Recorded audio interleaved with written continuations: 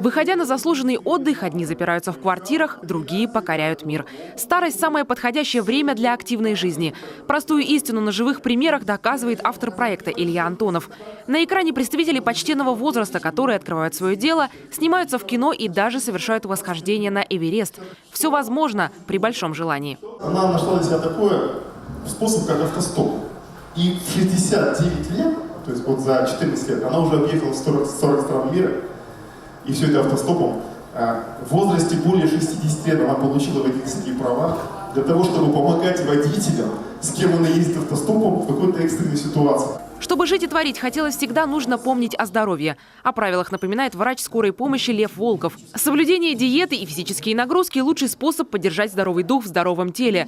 Пожилым советуют больше ходить и, внимание, прыгать, например, на скакалке. А еще появляться на обследованиях, даже если давно ничего не беспокоит. Хронические заболевания есть у всех, но все их, с ними можно приучиться жить.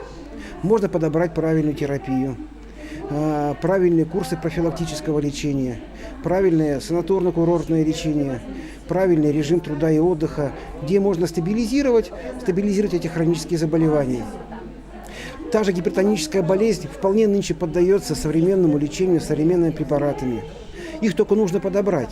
Для этого надо все-таки обращаться в службу участковую. Об умении выглядеть неотразимо рассказывают модницы. Так называется студия, которая уже больше 5 лет радует одеждой тех, кому немножко за. Говорят, здесь многие преображаются на глазах. Еще недавно некоторые и платья не носили, а сейчас уверенно дефилируют даже на шпильках.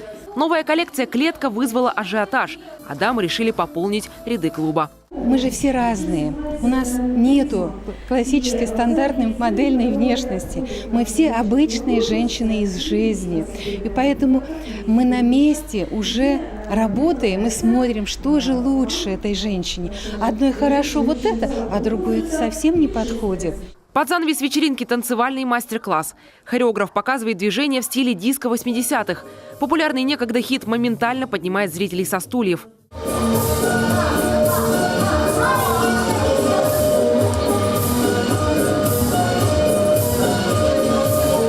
Я участвую во многих мероприятиях, как раз из серии «Третий возраст», танцевальных, пилатес, скандинавская ходьба.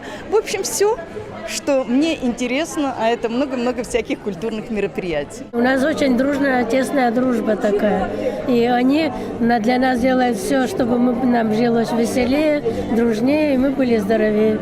Для участников всероссийского конкурса управленцев, которые курирует администрация президента, социальный проект в рамках задания «Сердце лидера» в новинку. Работает он совершенно в другой отрасли, нефтяной. Но такие организаторские навыки будут полезны в дальнейшей карьере. Одна из условий конкурса проекта, в первую очередь, это нужно сделать было самостоятельно. Постараться максимально не просить и не пользоваться помощью, то есть экспертов и так далее. А так, конечно, мне на самом деле помогли и Министерство Республики Коми, и Министерство здравоохранения Республики Коми, которые дали возможность пригласить специалистов и провести все эти вещи, мастер-классы, выступления для пенсионеров здесь на базе Дома культуры, для того, чтобы они могли услышать, узнать и задать какие-то вопросы. Организатор заверил, проект не будет разовой акцией. Его планируют развить до регулярной программы. И сделать это возможно с помощью гранта президента, либо предприятий социальных партнеров региона. Но активные бабушки и дедушки, в свою очередь, тоже надеются на продолжение. Таисия Жакова, Олег Костромин, телеканал Юрган, Сыктывкар.